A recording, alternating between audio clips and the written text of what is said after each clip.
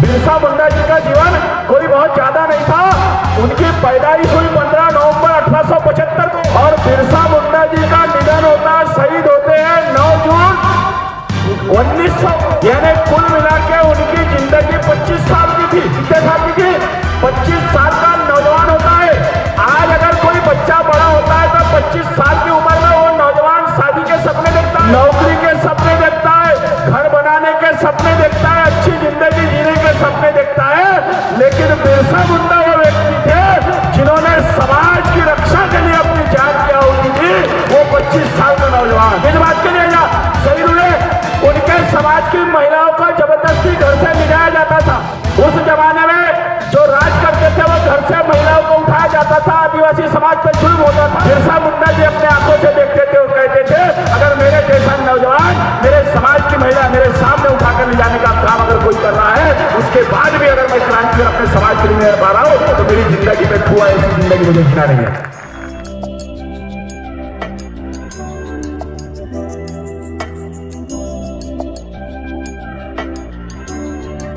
संत रविदास, बहुजन राजा छत्रपति शिवाजी महाराज, माता जिजाऊ, शिक्षा के जनक महात्मा ज्योतिबा फूले, सावित्रीबाई फूले, फातिमा शेख, क्रांतिकारी बिरसा मुंडा जी, अवंतीबाई लोधी, संविधान के निर्माता डॉक्टर बाबा साहब अम्बेडकर, आरक्षण के जनक छत्रपति शाहू महाराज, बहुजन नायक कांशीराम, इन सभी महापुरुषों को याद करते हुए आज इस मंच पे विराजमान आदरणीय मंच, सभी का नाम ना लेते हुए मैं अपनी बात रखूंगा समय की नजाकत को देखते हुए। साथियों, बड़ी खुशी की बात है कि आज इस आदिवासी समाज की तरफ से एक भव्य आदिवासी मेड़ावा कार्यक्रम यहाँ रखा गया है। इस गर्रा ग्राम में आज माता जिजाऊ, सावित्रीबाई फुले और फातिमा शेख इस महीने की 3 महापुरुषों की महिलाओं की जयंती आती है। तीनों महिलाओं की जयंतियों पे मैं आप सभी को हार्दिक बधाई शुभकामनाएं देता हूं। साथियों, आदिवासी समाज को मैं कुछ बताने नहीं आया हूं। आदिवासी समाज एक जागरूक समाज है, क्रांतिकारी समाज है। आदिवासी समाज का इतिहास बिरसा मुंडा जी के इतिहास से जोड़ा जाता है, लेकिन बिरसा मुंडा जी का इतिहास क्या है? बिरसा मुंडा जी का इतिहास क्या है? हमको आपको सबको मालूम है। बिरसा मुंडा जी का इतिहास इस देश के अंदर बताया जाता है कि बिरसा मुंडा जी ने जुल्म और जाति के खिलाफ लड़ाई लड़ी। जुल्म और उनके ऊपर जो जुल्म होता था, समाज के ऊपर जो जुल्म सितम होता था, उसके खिलाफ लड़ाई लड़े। बिरसा मुंडा जी का जीवन कोई बहुत ज्यादा नहीं था। बिरसा मुंडा जी का जीवन कोई बहुत ज्यादा नहीं था। उनकी पैदाइश हुई 15 नवंबर 1875 को और बिरसा मुंडा जी का निधन होता है, शहीद होते हैं 9 जून 1900 को।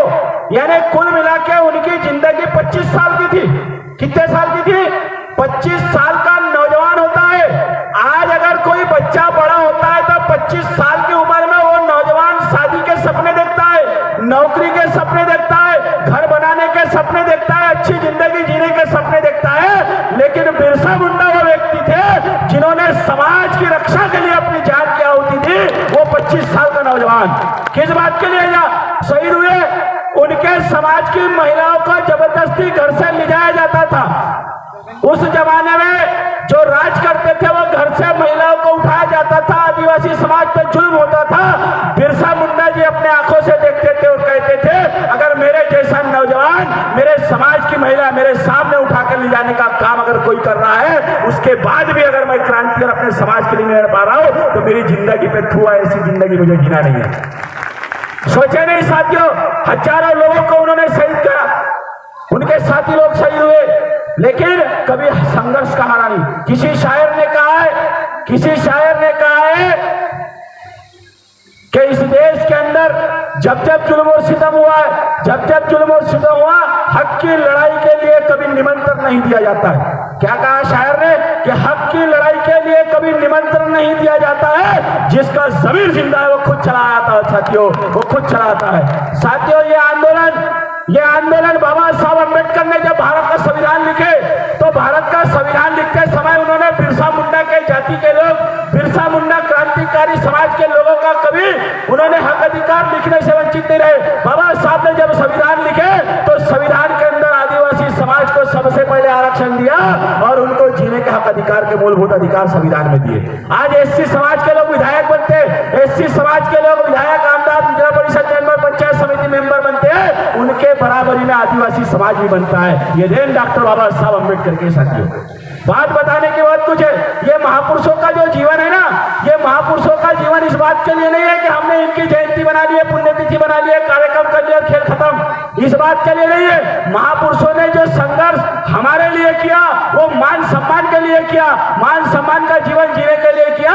जीवन जीने के लिए मान सम्मान की जरूरत होती है साथियों। खाना पीना खा के तो जिंदगी जानवर भी जी लेता है, लेकिन मान सम्मान से जो जीता है उसको इंसान कहते हैं साथियों, उसको इंसान कहते हैं। और इंसान की जिंदगी जीने के अधिकार महात्मा ज्योतिबा फुले हो, छत्रपति शाहू महाराज हो, शिवाजी महाराज हो, या महात्मा ज्योतिबा फुले हो, बाबा साहब अम्बेडकर हो, या बिरसा मुंडा जी हो, इन लोगों ने जीवन में जो उद्देश्य था, किसी का किसी जाति से कोई लेना देना नहीं है, किसी भी महापुरुष का कोई जाति से लेना देना नहीं है। महात्मा ज्योतिबा फुले, मरार समाज के लोग बोलते हैं महात्मा ज्योतिबा फुले मरार थे, हमारे जाति के, गलत फहमी में हो आप। मरार समाज के लोगों से कहना चाहता हूं, तुम महात्मा फुले तुम्हारे जाति के नहीं है, तुम महात्मा फुले के जाति में पैदा हुए, इसलिए तुम मरार करा रहे हो। बिरसा आदिवासी बोलते हैं हमारे समाज के आदिवासी समाज में पैदा हुए बिरसा मुंडा, गलत बात है। अरे बिरसा मुंडा की समाज में तुम पैदा हुए, इसलिए आदिवासी कहला रहे हो साथियों। बात को समझ लो, महापुरुषों ने कभी जाति का आंदोलन नहीं चलाए। महापुरुषों ने इस देश के अंदर अगर आंदोलन चलाए तो सिर्फ मान सम्मान का आंदोलन चलाए। महात्मा फुले मारी समाज के थे, छत्रपति शिवाजी महाराज मराठा समाज के थे, कोई जाति से लेना देना नहीं। और बाबा साहब अम्बेडकर बुद्धिस्ट समाज महार समाज से थे, कोई किसी का जाति का लेना देना नहीं। बिरसा मुंडा जी आदिवासी समाज के थे, फातिमा शेख मुस्लिम समाज की थी। किसी की महापुरुष का किसी जाति से लेना देना नहीं है, लेकिन सबका मकसद एक ही था कि इस देश में जो हमारा बहुजन समाज है उनके जीवन में अच्छा जीवन, अच्छे जीने के साथ साथ उनको रहने खाने पीने और मान सम्मान की जिंदगी जीने का हक जो हमको नहीं मिला वो हमारे आने वाली पीढ़ी को मिलना चाहिए। इतना ही मकसद था साथियों। आज मान सम्मान है क्या जी? नहीं, आज है क्या मान सम्मान? बताओ मुझे, है क्या मान सम्मान? अरे आप देखते होंगे किसी राज्य का मुख्यमंत्री अगर बनता है, किसी राज्य का मुख्यमंत्री अगर बनता है आज के दौर में, उसकी नहीं चलती, दिल्ली वाले की चलती। किसकी चलती है भाई? तू इतने संविधानिक पद पे बैठा वाला व्यक्ति अगर तू अपनी मर्जी से नहीं चला पा रहा तो काय का मान सम्मान भैया तेरे पद का? नहीं, बताओ मुझे। मान सम्मान उसको बोलते हैं अगर तुम अपने समाज के हक अधिकार लाके और समाज को दे नहीं पा रहे तो इसी पद का कोई मतलब नहीं है साथियों। बाबा साहब अम्बेडकर ने अपने संविधानिक जो कानून मंत्री थे उन्होंने ओबीसी समाज के लिए कानून मंत्री पद से इस्तीफा इस बात के लिए दिए क्योंकि ओबीसी समाज को हक अधिकार लिखने के लिए रोका जा रहा था। बाबा साहब ने कहा था अरे ऐसा मंत्री पद कोई काम का नहीं है जिसमें मेरे ओबीसी समाज को मैं हक अधिकार नहीं दे पा रहा हूँ। लात मार दिए थे ऐसे पद को।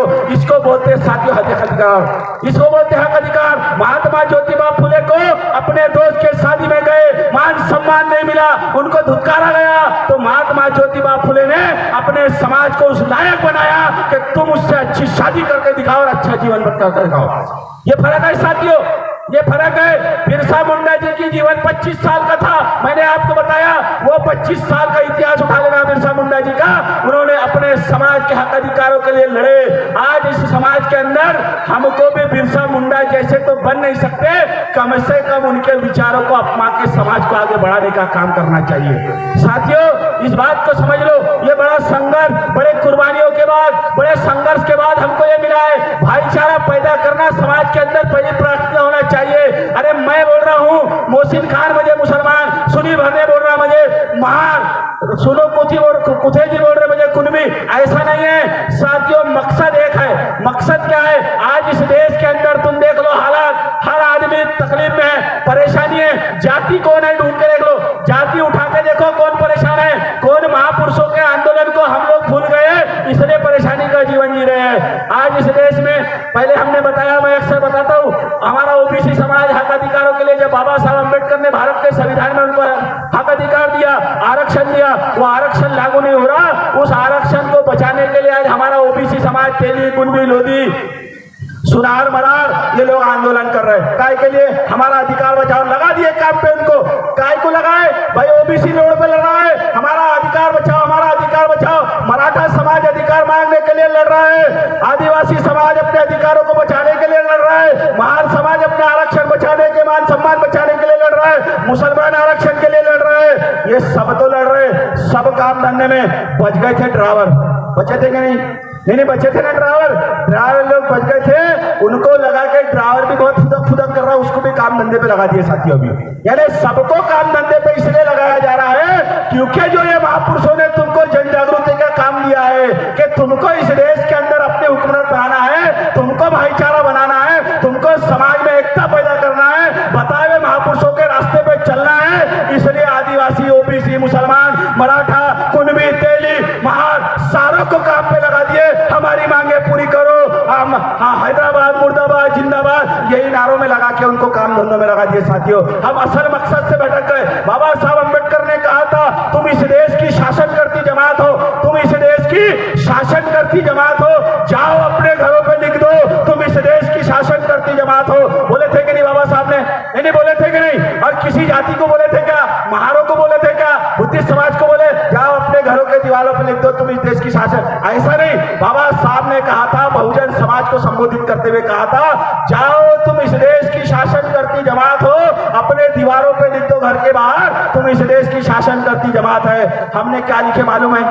नहीं, हमने क्या लिखे मालूम है? हमने लिखे कुत्तों से सावधान, मेरे घर में दारू पी के आना नहीं, यही लिखे ना जी?